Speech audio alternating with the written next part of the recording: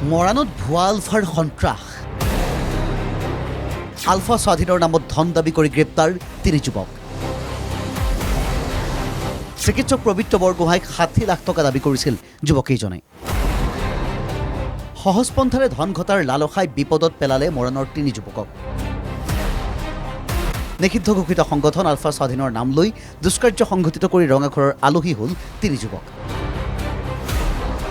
মৰাণ লেগেৰী আদৰ্শ চিকিৎসালয়ৰ এজন চিকিৎসক পবিত্ৰ বৰগোহাঁইলৈ যোৱা 8 মেৰ নিশা ফোন আৰু SMS-ত আহিছিল ভাবুকি 8 তাৰিখে মানে ৰাতি প্ৰায় 2:43 মান বজাত মোৰ মোবাইললৈ এটা অচিনাকি নম্বৰৰ পৰা ফোন আহিলে মই অচিনাকি নম্বৰৰ ফোন দেখি নধৰিলোঁ 3টা ফোন আহিলে নধৰিলোঁ তাৰপিছত আকৌ এটা ফোন আহিলে কাটি দিলোঁ মই এইটো একো ভবা নাই কোনোবা বেলেগ মানুহে কিবা মানে চিকিৎসা সম্পৰ্কীয় কথাৰ কাৰণে ফোন কৰিছে তেনেকুৱা ফোন প্ৰায় আহিয়ে থাকে কিন্তু ৰাতিপুৱা দেখিলোঁ মোৰ মানে মোবাইলত 2টা টেক্সট মেছেজ আছে তেওঁলোকে কৈছে যে মই আপোনালোকৰ গেটত এখন ন'টিছ থৈ আহিছোঁ ন'টিছখনৰ মতে আপুনি কাম কৰিব লাগিব আমি আপোনাৰ কোনো ক্ষতি নকৰোঁ আৰু আপোনাৰ ছোৱালী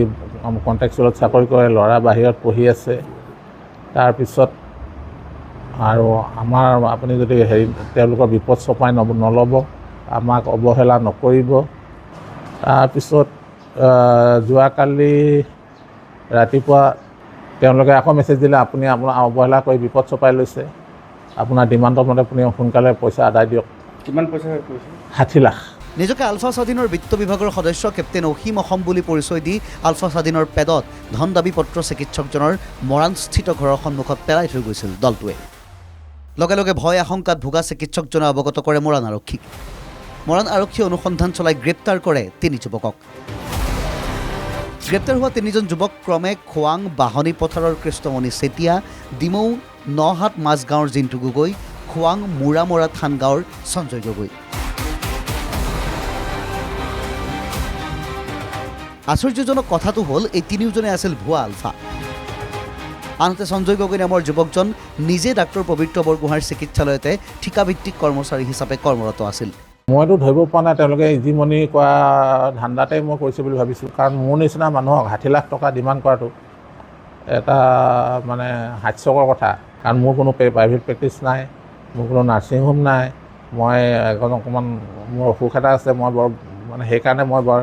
বাহিৰত যাবও নোৱাৰোঁ মই অকল ডিউটি কৰিব যাওঁ আৰু ঘৰত আহোঁ মইতো ভাবিছিলোঁ যে এইটো এটা ভুৱা পাৰ্টি হ'ব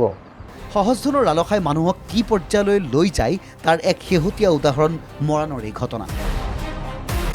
স্বাভাৱিকতেই ভুৱা আলফাৰ ধন দাবীৰ এই ঘটনাই চাঞ্চল্যৰ সৃষ্টি কৰিছে সমগ্ৰ অঞ্চলটোত